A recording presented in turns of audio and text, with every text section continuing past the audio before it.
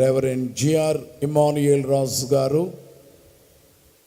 వారి యొక్క తండ్రి గారి కాలము నుండి, రెవరెండ్ మోజెస్ సాయి గారి కాలము నుండి దైవజనుని ఎరిగినటువంటి మోజెస్ సాయి గారి యొక్క కుమారులుగా ఎంతో కష్టపడి పగలు రాత్రి శ్రమించి సంఘములను కట్టి సేవకులను తయారు చేసి పెద్దాపురంలో స్వర్ణ దేవాలయము, స్వస్థతశాలను నిర్మాణము చేసి ఘనంగా ప్రభు పని చేస్తూ ఉన్నారు. ఈ మహాసభల పనులలో కూడా ఎంతగానో ప్రయాసపడి ఈ పనులను జరిగిస్తూ ఉన్నారు. ఇప్పుడే కాకుండా గత ఏండ్లలో కూడా చాలా కష్టపడి ఈ సభల పనులు వారు జరిగించి నేడును జరిగిస్తూ ఉన్నారు. ఇప్పుడు పెద్దాపురంలో ఒక గొప్ప దేవాలయ నిర్మాణము జరిగిస్తూ ఉన్నారు. త్వరలోనే ఆ నిర్మాణమును పూర్తి చేస్తారు. ప్రతిష్ట ఈ ఏడాదిలోనే జరగబోతూ ఉంది. చాలా పెద్ద పనిలో, భారమైనటువంటి పనిలో ఉన్నారు. ఆ దేవాలయ నిర్మాణం అంతయు త్వరలో పూర్తి అయి ఘనమైన ప్రవేశారాధన జరిగేటట్టుగా మీరు ప్రార్థన చేయండి. ఈ ప్రత్యేక సమయంలో బైబిల్ మిషన్ జాయింట్ సెక్రటరీ గారు వాక్య వర్తమానమును అందించవలసిందిగా ఈ సమయమును వారికి ఇస్తూ ఉన్నాం.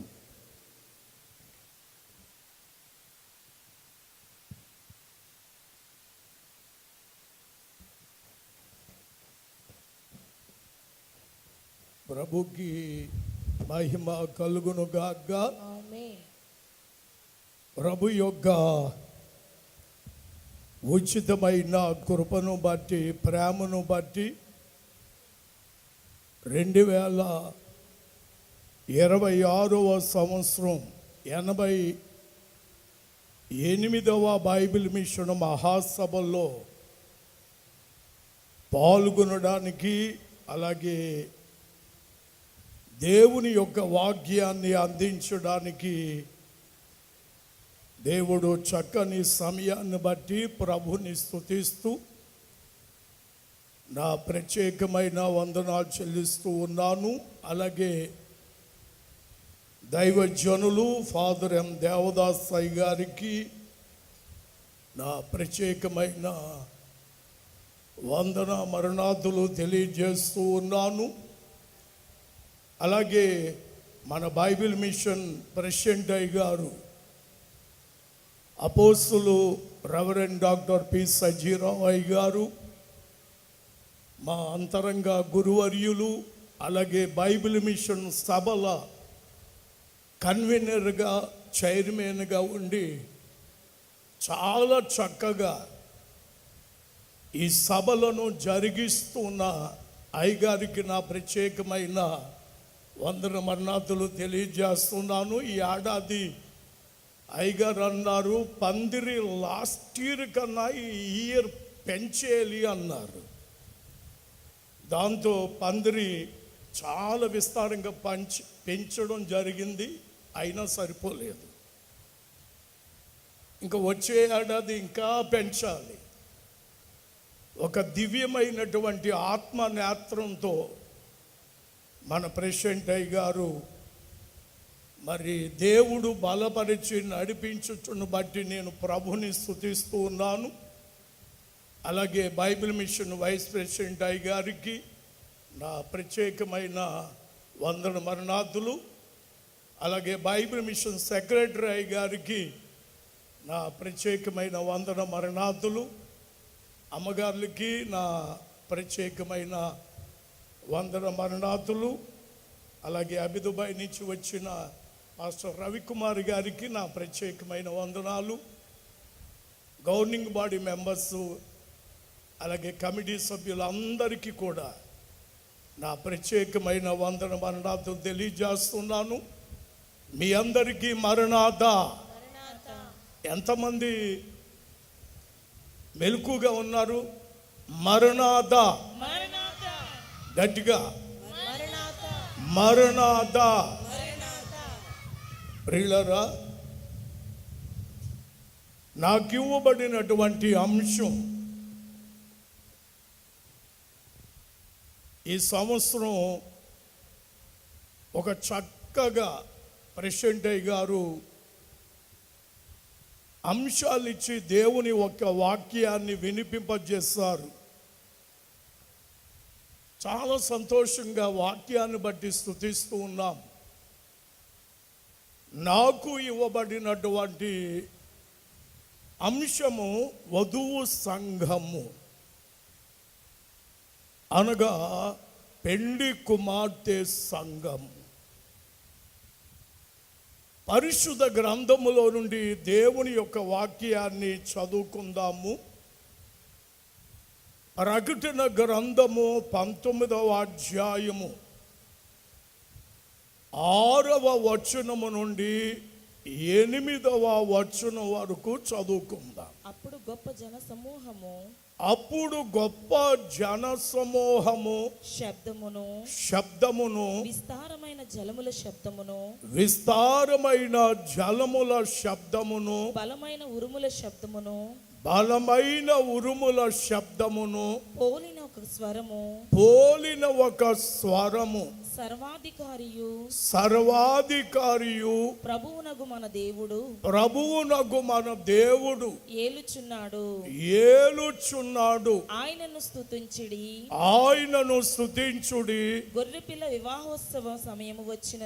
గొర్రెపిల్ల వివాహోత్సవ సమయము వచ్చి ఉన్నది. ఆయన భార్య తన్ను తాను సిద్ధపరచుకొని ఉన్నది. గనుక మనము సంతోషపడి ఉత్సహించి ఆయనను మహిమపరచదమని చెప్పగా వింటిని. చాలండి. చిన్న ప్రార్థన. దయగల తండ్రి, కృపగలిగిన పరిశుద్ధుడా, నీ శ్రేష్టమైన నామమునకు వందనములు, స్తోత్రములు. నీ ఉచితమైన కృపను బట్టి, ప్రేమను బట్టి ఏర్పాటు చేయబడినటువంటి బైబిల్ మిషన్ మహాసభలో నీ పాదాలు దగ్గర మేము కూర్చున్నాం. మీరు కొండ మీద కూర్చుని బోధిస్తూ ఉన్నప్పుడు నీ బోధ వినుచున్నటువంటి ప్రజలకు లోకము మర్చిపోయినట్లు చేసింది, ఆహారము మర్చిపోవునట్లు చేసింది. 3 దినాలు అలాగే ఉండిపోయారు. ఆకలి వేయలేదు. అంత నీ గొప్ప బోధ నీవు అక్కడ బోధించావు. 3 దినాలు పూర్తయిన తరువాత అప్పుడు శరీర సంబంధమైన ఆకలి వారికి పుట్టింది. నైనా నువ్వు బోధించేవాడు, బలమైనటువంటి వాక్యోపదేశాలు అందించువాడు. నీ బోధ గొప్పది. అందుకే అయోగ్యుడైన నన్ను నీ సిలువ చాటున మరుగు చేసుకుని నీ బలమైన వాక్యోపదేశాలు మీరు మాకు అందించుమని యేసు పరిశుద్ధ నామమున వేడుకొనుచున్నాము తండ్రి. ఆమేన్. యేసు ప్రభువు వాచుచున్నా దిదిగో వినరండి. యేసు ప్రభువు వాచుచున్నా దిదిగో వినరండి. పూర్వా దోషకారులు చంపిరి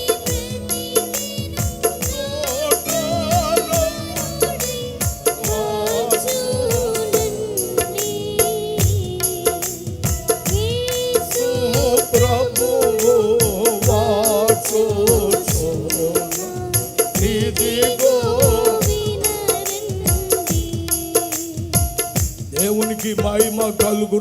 గాక. పరిశుద్ధ గ్రంథములో రాయబడిన విలువైనటువంటి మాట పెండ్లి కుమార్తె సంఘము. దానినే మనము వధువు సంఘముగా కూడా పిలుచుకొనుచు ఉన్నాము. ఈ దినమున మనము దేవుని పాదముల దగ్గర ఉంచబడిన మనము దేవుని రాకడ అనగా మన ప్రభు అయినటువంటి యేసుక్రీస్తు వారు ఆయన రెండవసారి రానై ఉన్నారు. మనమందరము ఎరిగినటువంటి వారిమే. ఆర్భాటముతోనూ ప్రధాన దూత శబ్దముతోనూ దేవుని బూరతోనూ ఆయన మధ్యాకాశములోనికి ఆయన వచ్చుచున్నాడు. దైవ వాక్యములో వ్రాయబడినటువంటి మాటలు యేసు ప్రభు వారు వచ్చినప్పుడు ఎత్తబడేటువంటి సంఘము ఏమిటి అనంటే పెండ్లి కుమార్తె సంఘం. ఒక మాటలో వధువు సంఘము. ఈ వధువు సంఘమును గూర్చి చాలా విషయాలు పరిశుద్ధ గ్రంథములో వ్రాయబడి ఉన్నవి. ప్రభు అయినటువంటి యేసుక్రీస్తు ప్రభువారు మధ్యాకాశములో ఆయన వివాహము చేసుకొనుచు ఉన్నారని గొర్రెపిల్ల యొక్క వివాహ సమయము అనగా రాకడకు సంబంధించినటువంటి సమయము, వివాహ సమయము. తన ప్రియమైనటువంటి సంఘమును, వధువు సంఘమును దేవుడు వివాహము చేసుకొనుబోచున్నాడు. బహుశా ఈ విషయము చాలా మందికి అర్థము కానటువంటిది. ఈరోజు నేను చెప్పుచున్న దేవుని వాక్యము రెండు ప్రధానమైనటువంటి భాగములు కనబడుచున్నవి. ఆ రెండు ప్రధానమైనటువంటి భాగములు ఏమిటంటే, నెంబర్ 1 వధువు సంఘము లేక పెళ్లి కుమార్తె యొక్క సంఘము యొక్క స్థితి, రెండవది సిద్ధపాటు. ఈ రెండు భాగాల గురించి మనము దేవుని వాక్యాన్ని మనం విందాము. మా చిన్ననాటి కాలంలో బైబిల్ మిషన్లో నుండి అధికారులైనటువంటి వారు అనేక మంది వచ్చి రాకడను గూర్చి చెప్పుచు యేసు ప్రభు వారు సంఘాన్ని వివాహం చేసుకొని పోచున్నారు. యేసు ప్రభు వారు సంఘమును వివాహము చేసుకొని పోచున్నారు మధ్యాకాశములో అని అంటే, నేనేమనుకునేవాడిని అంటే, అప్పుడు 9th క్లాస్ చదువుతున్నాను. యేసు ప్రభు మనల్ని పెళ్లి చేసుకోవడం ఏంటి? ఒకవేళ సంఘములో ఉన్నటువంటి స్త్రీలను వివాహం చేసుకుంటారేమో, మరి మనం పురుషులం కదా, మనలను వివాహం చేసుకోవడం ఏంటి అనుకునేవాడిని. అది 10th వచ్చినా, ఇంటర్మీడియట్కు వచ్చినా, డిగ్రీకి వచ్చినా సరే అర్థం కాకుండా ఉండిపోయింది. అలా దేవుడు మనలను వివాహం చేసుకోవడం ఏంటి? నాలో ఒక ప్రశ్న, చాలా ప్రసంగాలు వింటూ నేను అర్థం కాకుండా అలా మిగిలిపోయినప్పుడు, ఒక రోజు దైవజనుడు రాసినటువంటి ఒక పుస్తకములో ఆయన క్లారిటీగా వ్రాసినటువంటి అంశం నిజంగా నాకు చాలా ఆశ్చర్యం వేసింది. బహుశా నేను ఏ డౌట్తో ఉన్నానో చాలా మంది కూడా అదే డౌట్తో ఉండొచ్చు, ఉంటారు కూడా. దేవుని యొక్క వాక్యాలను బట్టి నేను మీకు తెలియజేస్తున్నాను.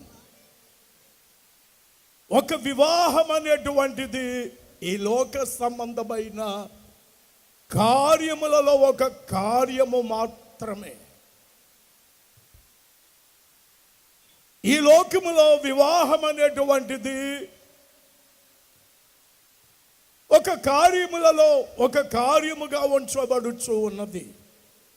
మరి రేపు మధ్యాకాశములో ఆయన తన సంఘమును వివాహము చేసుకోవడం ఏమిటి అని ఆలోచన చేస్తే దైవజనుడు ఒక చక్కని క్లారిఫికేషన్ ఇచ్చారు. అదే నేను మీకు తెలియజేస్తున్నాను. ప్రియమైనటువంటి దేవుని బిడ్డలారా, యేసు ప్రభువారు సువార్తను ప్రకటించుచున్నటువంటి కాలములో సద్దుకైలైన వారు ప్రభు దగ్గరికి వచ్చారు. ప్రభు దగ్గరికి వచ్చి ప్రభుని ఒక ప్రశ్న వేస్తారు. ఆ ప్రశ్న ఏమిటంటే, ఒక ఆమె వివాహం చేసుకుంది, పిల్లలు లేకుండా తన భర్త చనిపోయాడు, తన సహోదరిని చేసుకుంది, అతడు కూడా పిల్లలు లేక చనిపోయాడు. ఇక పునరుద్ధానమునందు ఈమె ఎవరికి భార్య అయి ఉండును? చదువుకుందాం వాక్యాన్ని. పరిశుద్ధ గ్రంథములో వ్రాయబడిన మాట మత్తయి సువార్త 22వ అధ్యాయము 27 నుండి మనం చదువుకుందాం. పునరుద్ధానమందు ఆ ఏడుగురిలో ఆమె ఎవరికి భార్యగా ఉండును? ఆమె వీరందరికీ భార్యగా ఉండెను కదా అని ఆయనను అడిగిరి. అందుకు యేసు లేఖనములను గాని దేవుని శక్తిని గాని ఎరుగక మీరు పొరబడుచున్నారు. పునరుద్ధానమందు ఎవరును పెండ్లి చేసుకొనరు, పెండ్లికియబడరు. వారు పరలోకమందున్న దూతల వలె ఉందురు. దేవునికి మహిమ కలుగును గాక. ఆమేన్. గట్టిగా చెప్పండి. ఆమేన్. ఆమేన్. ఆమేన్. పరిశుద్ధ గ్రంథములో వ్రాయబడిన దేవుని వాక్యము, లేఖనములో వ్రాయబడినటువంటి సత్యము, పరలోకములో ఉంచబడిన వివాహమును గూర్చి వ్రాయబడినటువంటి వాక్యము ఏమిటి అనంటే, అది వివాహము కాదు, శరీర సంబంధమైనటువంటి వివాహము కాదు. మీరు బాగా అర్థం చేసుకోండి. భూలోకములోనే వివాహం, పునరుద్ధానమునందు ఎవరును పెళ్లి చేసుకొనరు, ఎవరును పెళ్లికి ఇయ్యబడరు. మరి యేసు ప్రభువారు తన ప్రియమైనటువంటి సంఘాన్ని వివాహం చేసుకుంటున్నారు. ఏంటి దీని అర్థము అని అంటే, స్థితిని కలుగ చేయుటకు అని రాశారు అక్కడ. స్థితిని కలుగు చేయుటకు దేవుడు వివాహం చేసుకుంటున్నాడు. దానికి కింద వారు ఇచ్చినటువంటి ఎక్స్ప్లెనేషన్ ఏమిటంటే, భూలోక రీత్యా భర్తకు ఏదైతే అధికారము ఉన్నదో ఆ అధికారమంతా భార్యకి ఇవ్వబడును. భూలోకములో భర్తకు ఏ గౌరవం ఉంచబడిందో అదే గౌరవము భార్యకు ఇవ్వబడును. భూలోకములో భర్తకు వేటిని పరిపాలించే అధికారము ఉన్నదో అదే అధికారము భార్యకి ఇవ్వబడును. బాగా మీరు అర్థం చేసుకోండి. దేవుడు ఒక స్థితిని కలుగ చేయుటకు. వాక్యాన్ని మీరు బాగా అర్థం చేసుకోండి. అంటే ప్రభు అధికారములలో ఒక అధికారమును కలిగి ఉండుటకు, ప్రభు ప్రక్కన కూర్చొనుటకు, ప్రభు ప్రక్కన నివాసము చేయుటకు, ప్రభు ప్రక్కని నివాసము చేసే స్థితిని అలంకరించుకొనుటకు దేవుడు తన ప్రియమైనటువంటి వధువు సంఘానికి ఆ స్థితిని కలుగ చేయుటకే వివాహం. దేవుని యొక్క వాక్యాన్ని మీరు బాగా అర్థం చేసుకోండి. పరిశుద్ధ గ్రంథములో వ్రాయబడిన దేవుని వాక్యము, ప్రియమైనటువంటి దేవుని బిడ్డలారా, రాకడ సమయము అనేటువంటి దాని గురించి మనం మాట్లాడుకొనుచున్నాము. వధువు సంఘము, పెళ్లి కుమార్తె సంఘము రేపు వరుడైన క్రీస్తు ప్రభుని వివాహము చేసుకుని ప్రభువు ఎక్కడ ఉన్నాడో అక్కడ ఉండుటకును, ప్రభు ఎక్కడ నివాసము చేస్తున్నారో అక్కడ ఉండుటకును, ప్రభు ఎక్కడ కూర్చుని ఉన్నారో అక్కడ కూర్చుని ఉండుటకును, ప్రభు వేటి మీద అధికారమును కలిగి ఉన్నారో అటువంటి అధికారమును కలిగి ఉండుట కొరకే, ఆ స్థితిని అనుగ్రహించుట కొరకే ప్రభు మనలను వివాహము చేసుకుంటున్నాడు. నమ్మిన వారు చప్పట్లు కొట్టి దేవుని మహిమపరచండి. ఎంత గొప్ప కార్యమో! లేఖనములో వ్రాయబడినటువంటి దేవుని యొక్క సత్యములు, ఒక నరుడు పాపపు ఓబలో మునిగిపోయినటువంటి నరుడు, పాప సంబంధమైన జీవితాన్ని కలిగినటువంటి నరుడు, పాప సంబంధమైన బ్రతుకులో ఉంచబడినటువంటి ఈ నరుడను తన అమూల్యమైనటువంటి రక్తముతో కడిగి,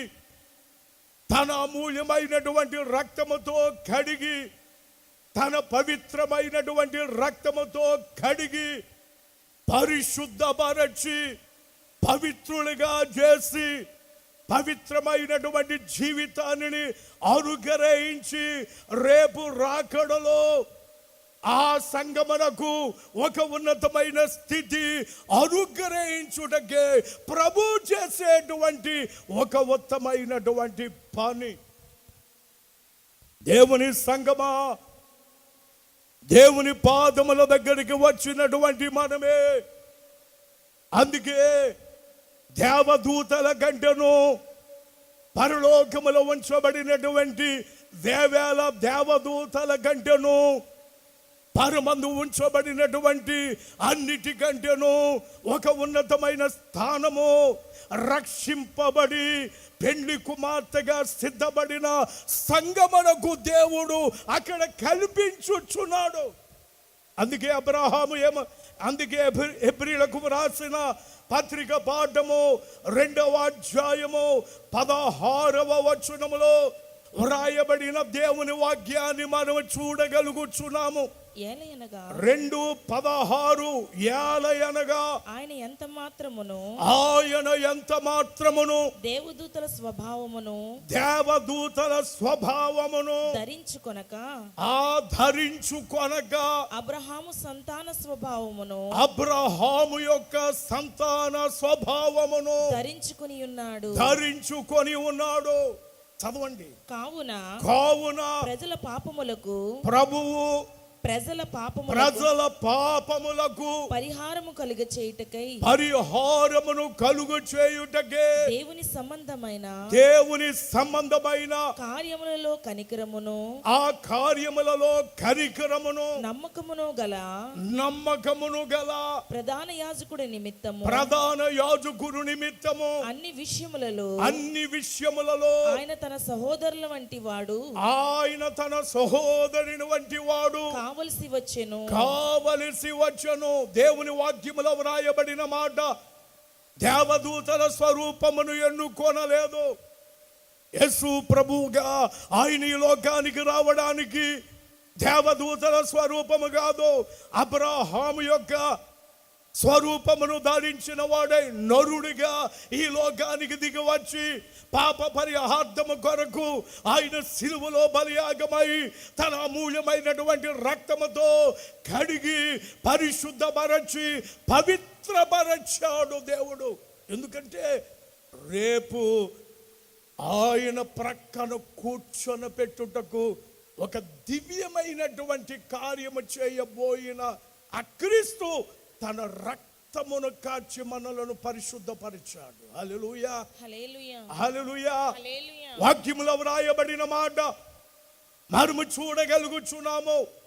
తన రక్తముతో కడిగి పరిశుద్ధపరిచారు. అందుకే మనము సువార్తల పాఠములో మనము దేవుని వాక్యాన్ని పరిశీలన చేసినప్పుడు ఆయన ఇంకా సిలువలో రక్తమును కార్చక మునిపే నేను రెండవసారి రానై ఉన్నాననియు సిద్ధపడినటువంటి వారిని తీసుకొని పోవుటకు నేను వచ్చుననియు మత్తయి సువార్త 24వ అధ్యాయములో ఆయన విపులముగా తెలియజేస్తారు.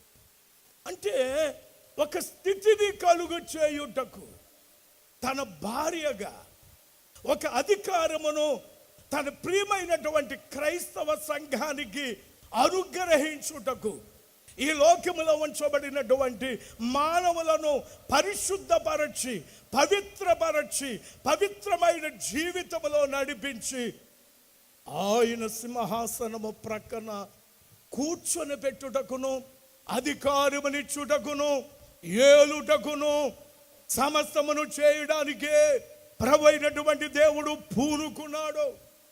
వాక్యములో వ్రాయబడిన మాట రక్షింపబడినటువంటి బిడ్డలు రక్షణలో నుండి తొలగిపోకుండా ఉండడానికి రాకడ సిద్ధపాటును కలిగి ఉండడానికి ఈ భూలోకములో దేవుడు కొన్నిటిని పరిచయం చేశాడు.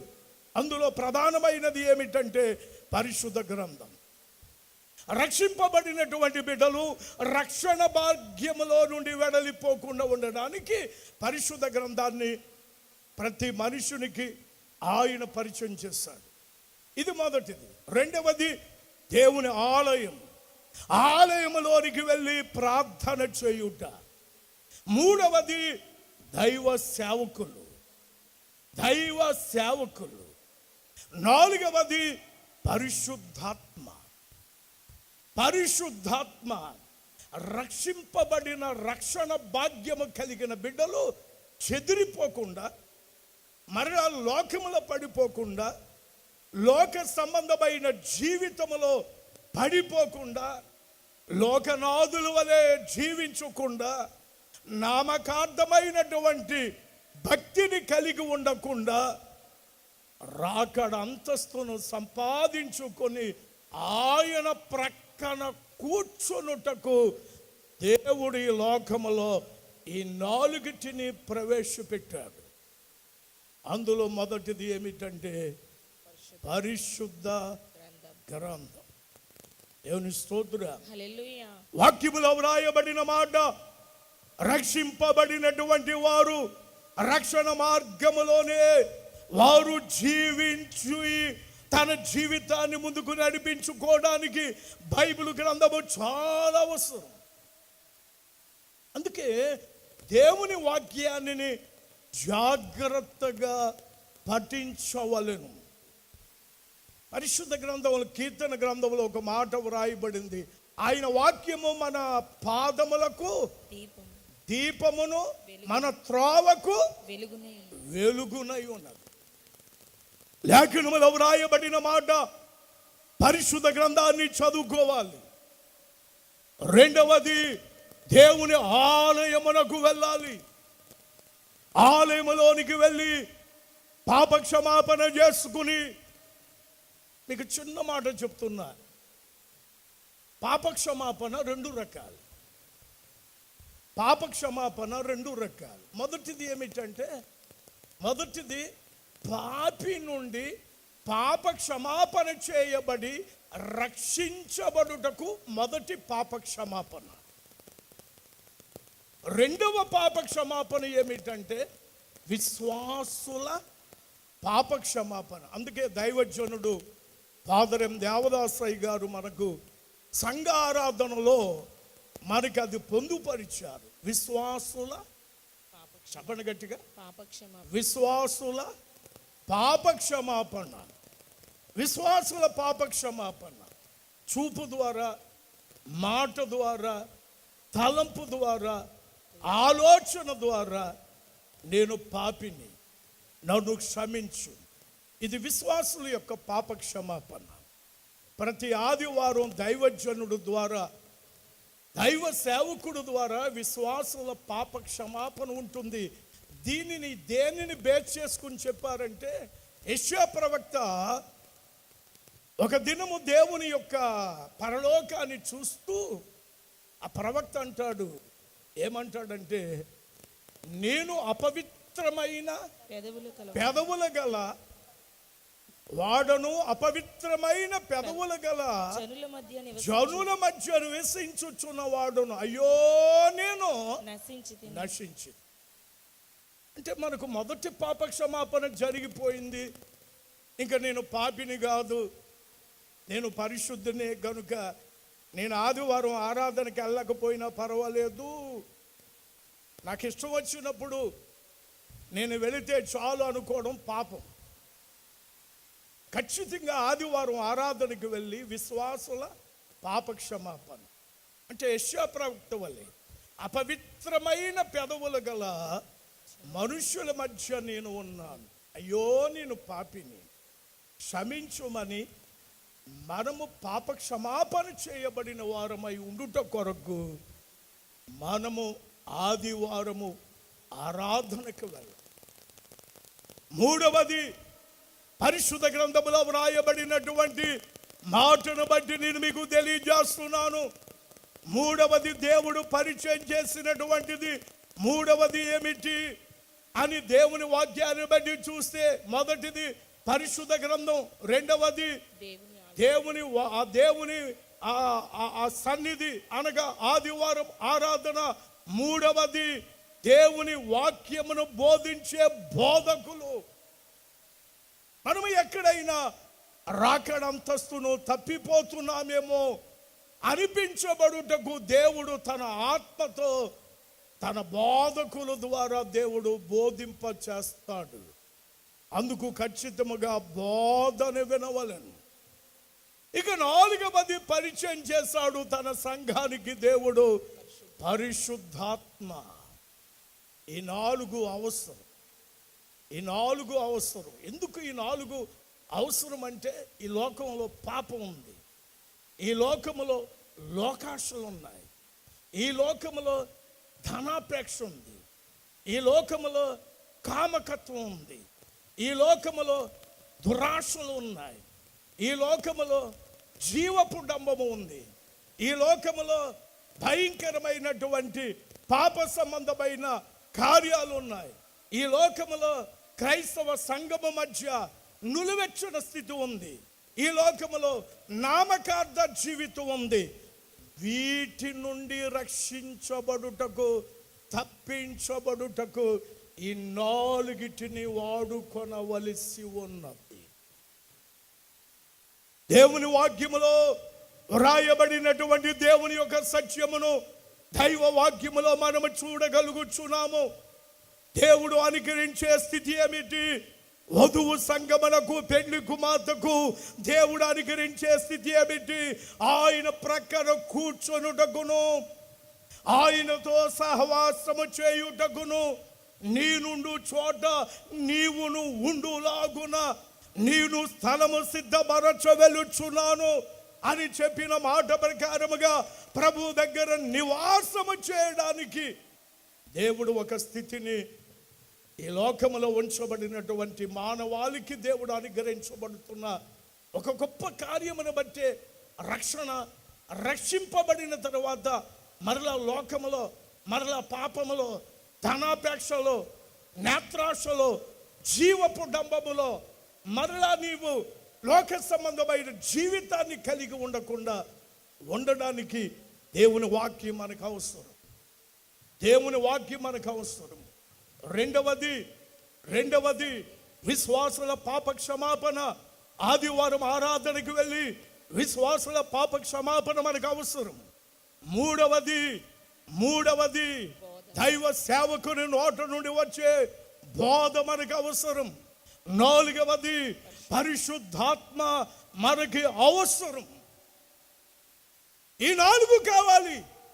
ఈ 4ను మనము కలిగి జీవించినప్పుడు రేపు దేవుడు మనకి ఇవ్వనైనటువంటి స్థితిని దేవుడు మనకి ఇవ్వబోచున్నాడు. ప్రభుకి మహిమ కలుగును గాక. ఆమేన్. ఈ మధ్య నేను ఓ ప్రసంగాన్ని విన్నాను. ఆ ప్రసంగంలో ఆయన ఏం చెప్తున్నాడంటే, నవీన కాలంలో బాగా హింస పెరిగింది, క్రైస్తవుల మీద హింస. ఆ హింసించే దానిలో 3 టార్గెట్లు చేశాడు. నెంబర్ 1 దైవ సేవకులు, నెంబర్ 2 దేవుని ఆలయాలు, నెంబర్ 3 పరిశుద్ధ గ్రంథం. ఈ 3 టార్గెట్ చేశారు. ఒకటి మాత్రం టార్గెట్ చేయలేరు. ఆయన ఏం చెప్పాడంటే, టార్గెట్ చేయలేనటువంటిది ఒకటి ఉంది, అదే పరిశుద్ధాత్మ.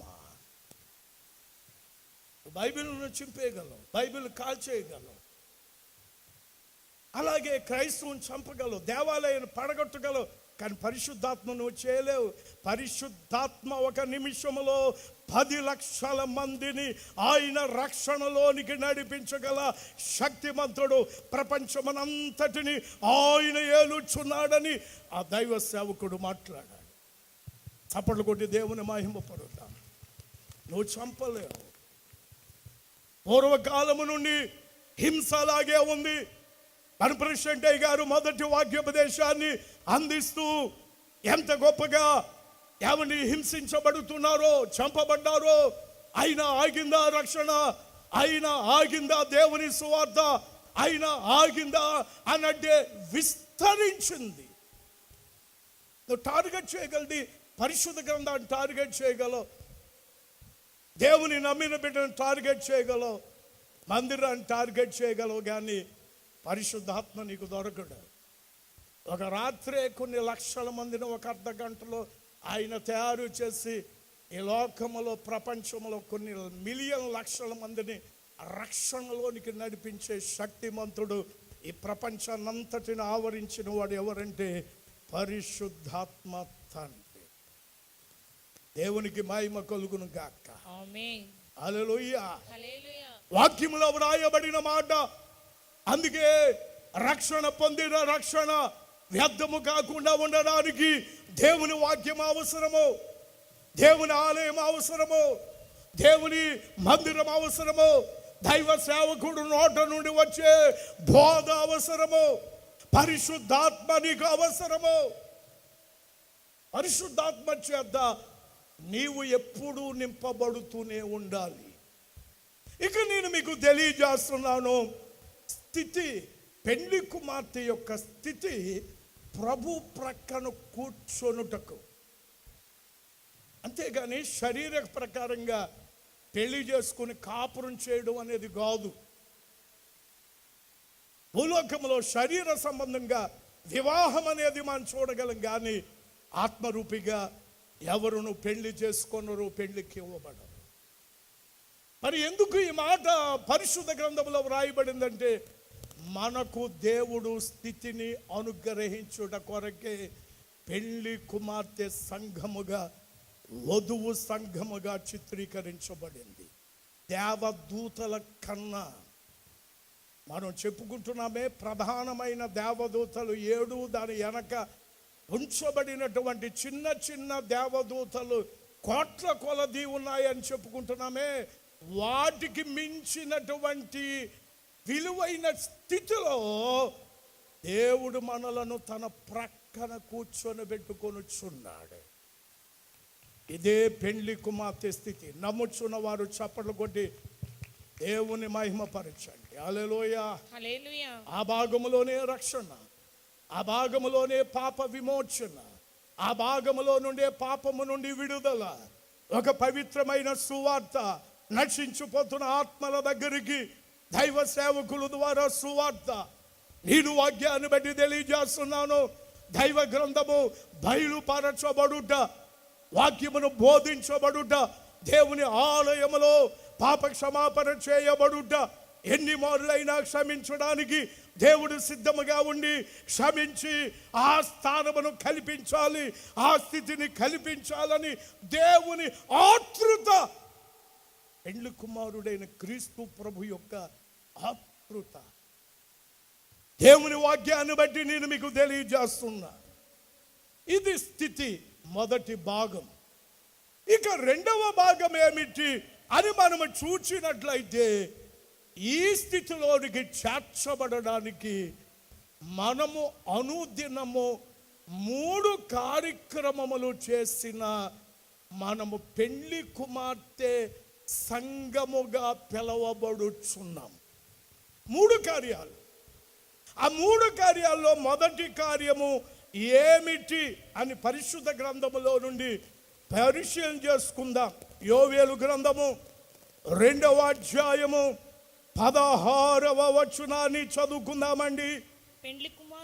పెండ్లి కుమారుడు అంతఃపురములో నుండి పెండ్లి కుమార్తె గదిలో నుండి రావలను.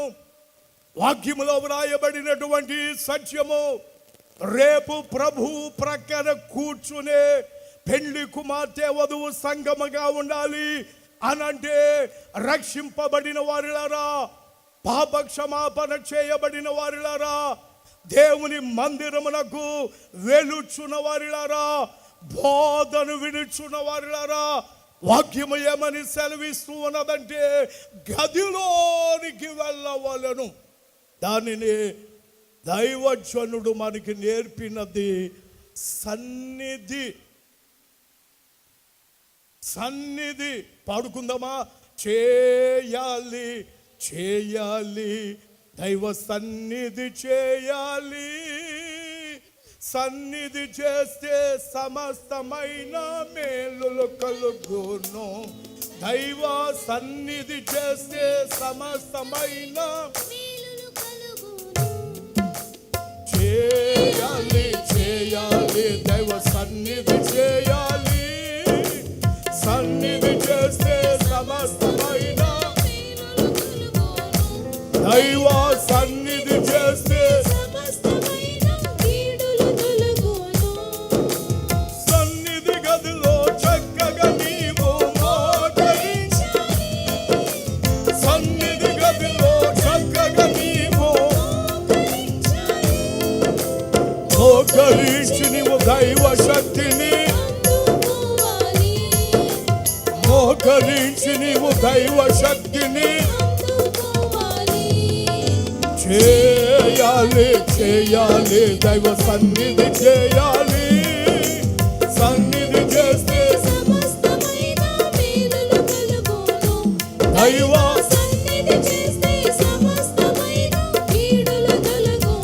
దేవునికి మహిమ కలుగును గాక. పరిశుద్ధ గ్రంథములో వ్రాయబడిన మాట, అనుదినము మనము ఏమి చేయవలనంటే సన్నిధి చేయవలను.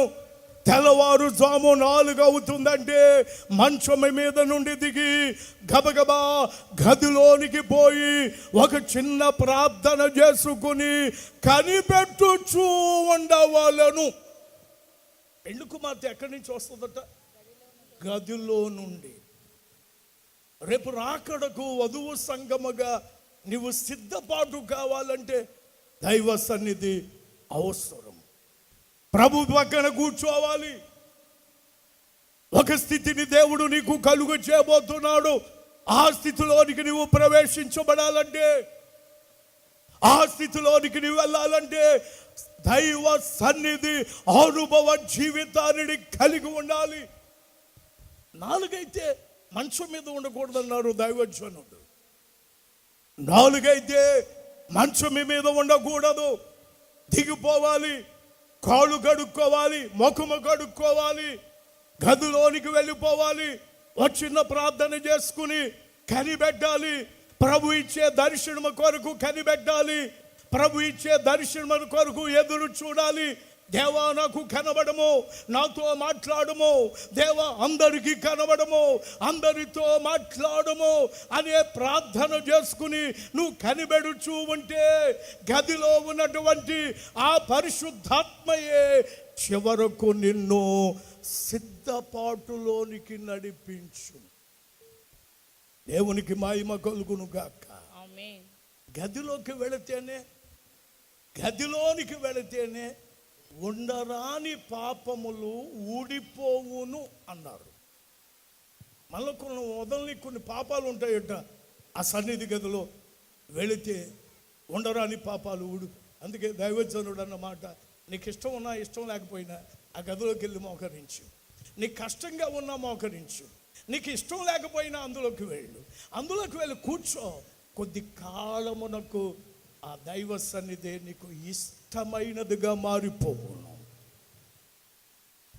వాక్యములో వ్రాయబడిన మాట, గదిలోనికి వెళ్ళాలి.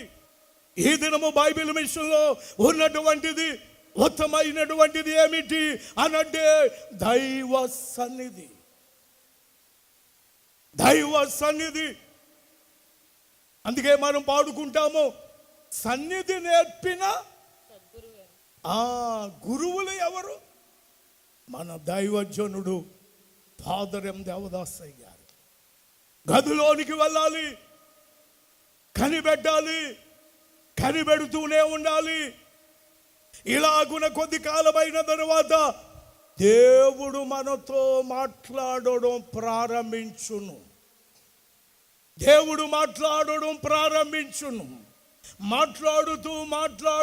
మాట్లాడుతూ కొద్ది కాలమైన తరువాత ఆయన కనబడును. కొద్ది కాలమయ్యాక కనబడును. సన్నిధిలో ఉంటే కొద్ది కాలానికి పరిశుద్ధత, సంపూర్ణమైన పరిశుద్ధత లేకుండా ఎవడును దేవుని చూడలేడు అని వాక్య ప్రకారముగా ఆ సన్నిధిలో నీవు నివాసము చేస్తుంటే కొద్ది కాలమునకు ఆయన మాట వింటున్న నీవు ఆయన మాటలో నీ చెవిని పడుతున్నప్పుడు, నీ హృదయంలోనికి వచ్చినప్పుడు కొద్ది కాలమునకు ఆయన నీకు కనబడును. ఆయన కనబడి నీతో మాట్లాడు. దేవునికి మహిమ కలుగును గాక. ఆమేన్. దేవుని స్తోత్రం. హల్లెలూయా. రాకడంతస్తు లేక వధువు సంగముగా సిద్ధపడి, లేక పెండ్లి కుమార్తె సంగముగా సిద్ధపడి ఎత్తబడి ఆయనను వివాహం చేసుకుని ఆయన ఇచ్చే స్థితిలో మనము చేరాలంటే మనకు సన్నిధి అనుభవము కలిగి ఉండాలి. చాలామంది సన్నిధి అంటారే కానీ సన్నిధి సారము ఎరుగక ఉన్నావు.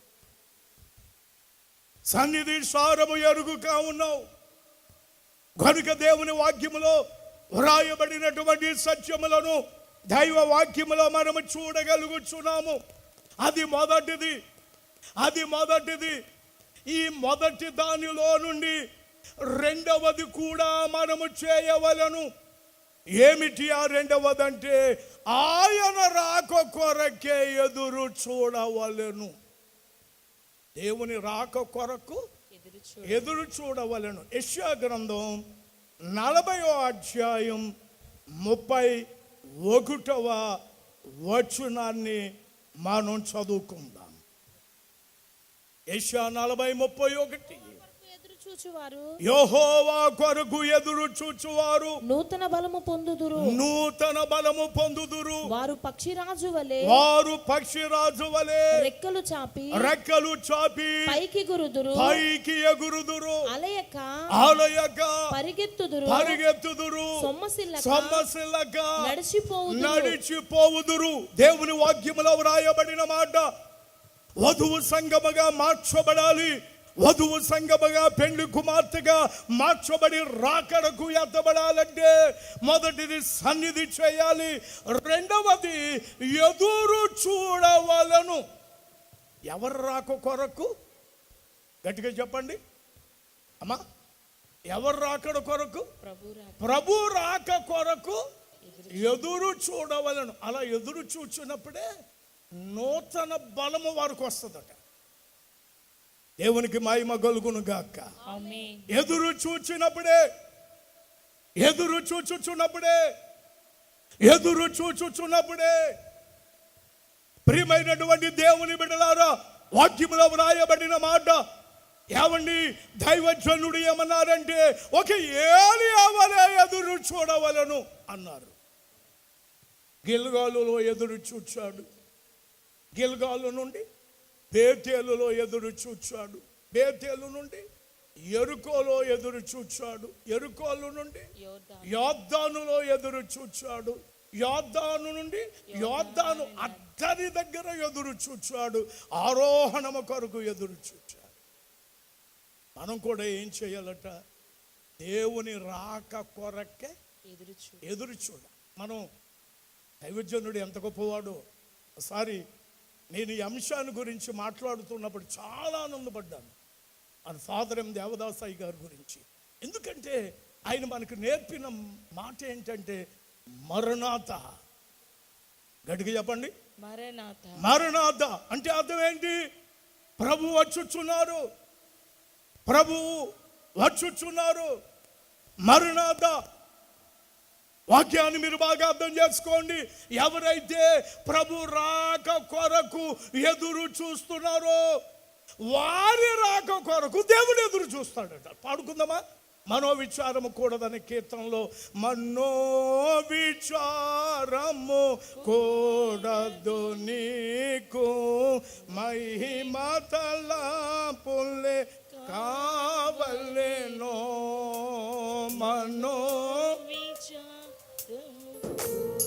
అందరూ పడదాం. మహిమ తలంపులే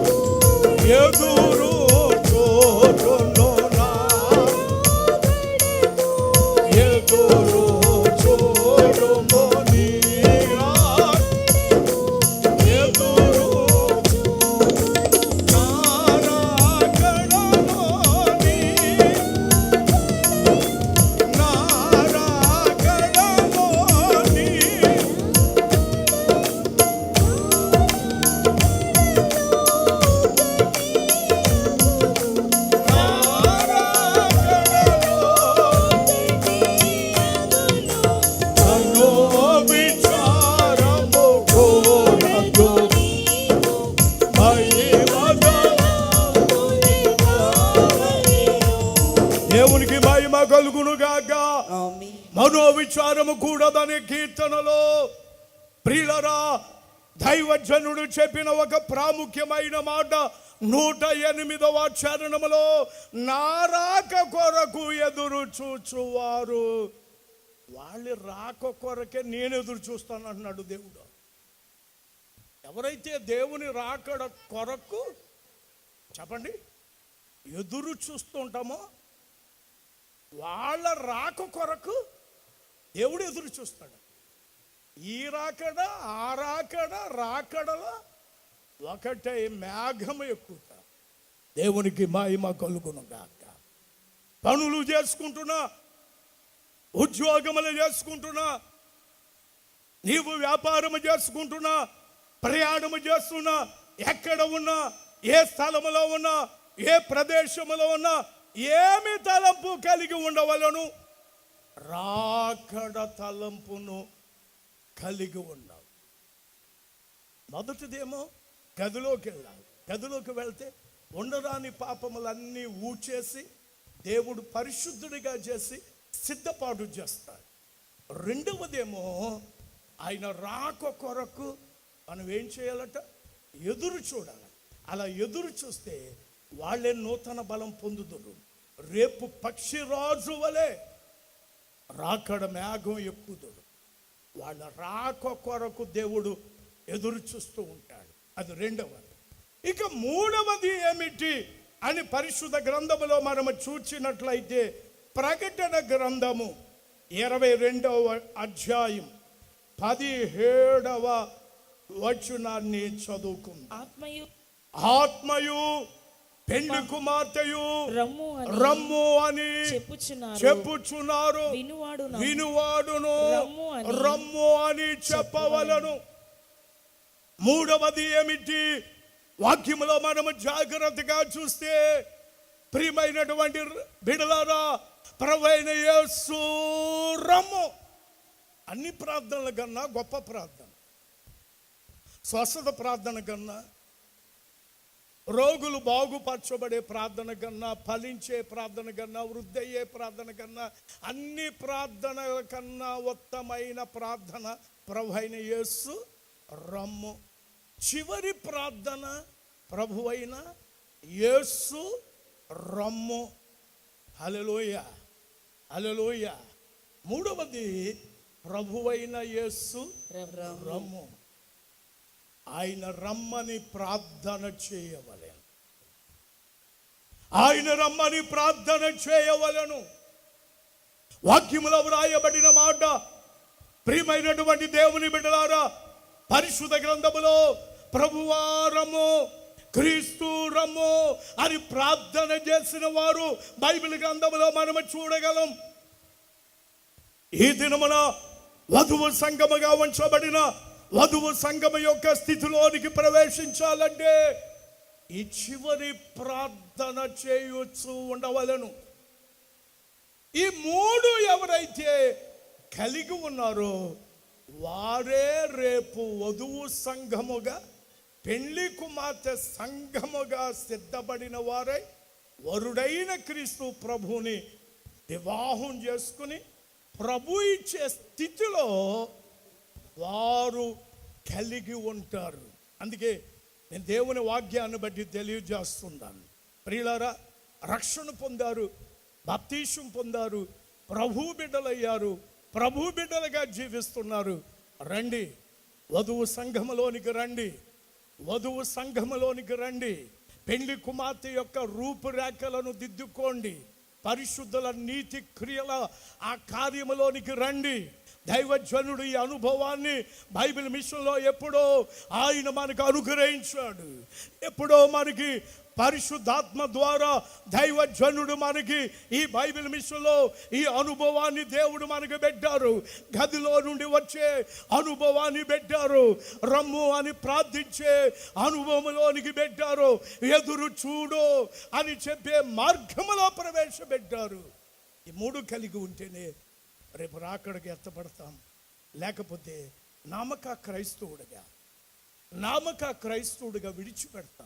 విడిచిపెట్టబడతావు.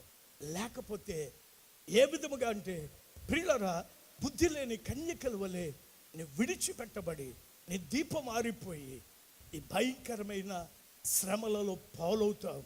అందుకే సిద్ధపడు, దేవుని రాకడకు సిద్ధపడు, వధువు సంఘముగా సిద్ధపడు, పెండ్లి కుమార్తె యొక్క రూపురేఖలను అద్దుకో.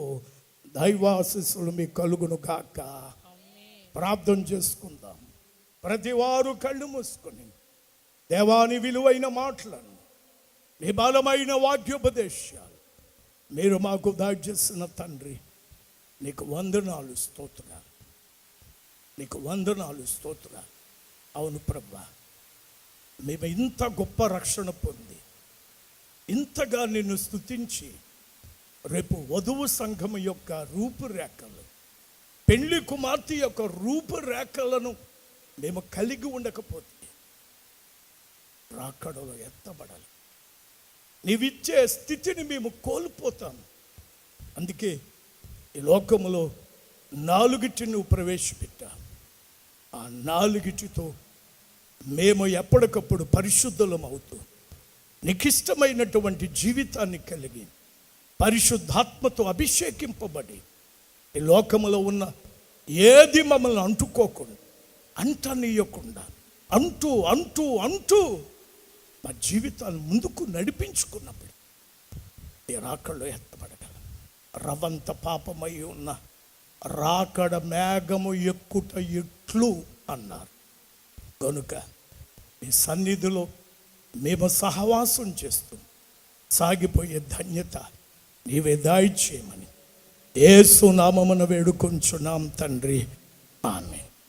మరణాదా. ఈ సమయము నాకు ఏర్పాటు చేస్తున్నటువంటి దేవాది దేవునికి, అలాగే మా ప్రీత నాయకులు అపోస్తులు రెవరెండ్ డాక్టర్ పి సజ్జరావు గారికి, ప్రెసిడెంట్ అయ్య గారికి, వైస్ ప్రెసిడెంట్ అయ్య గారికి, సెక్రటరీ అయ్య గారికి ప్రత్యేకమైన వందనం అన్నాదులు తెలియజేస్తున్నాను. మరణాదా.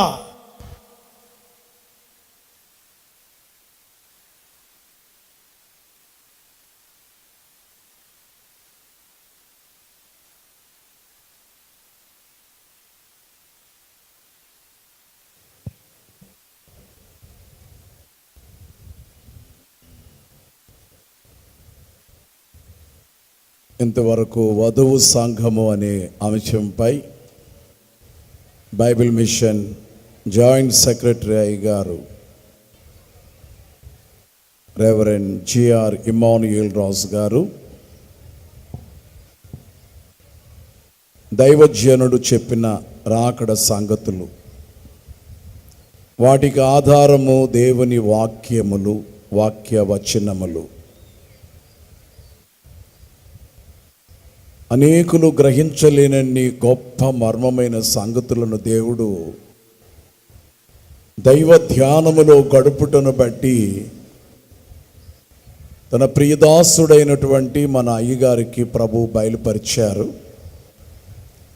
ఆ మాటలు మనం జ్ఞాపకం చేసుకున్నా, ఆ పాటలు మనం పాడుకుంటున్నా ఎంతో ఆనందము, ఆశ్చర్యము కలుగుతుంది.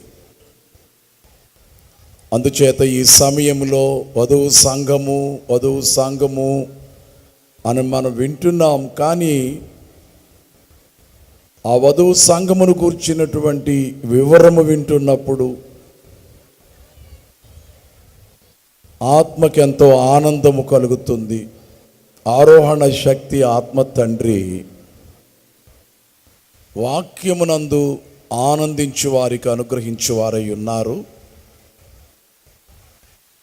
మిషను అధికారుల పక్షముగా, మహాసభ పక్షముగా బైబిల్ మిషన్ జాయింట్ సెక్రటరీ గారికి మా నిండు కృతజ్ఞతలు, మరణాత తెలియచేస్తూ ఉన్నాము. ఈ సమయంలో పాస్టర్ రవికుమార్ గారు మనకు గ్రీటింగ్స్ను అందజేయబోతూ ఉన్నారు.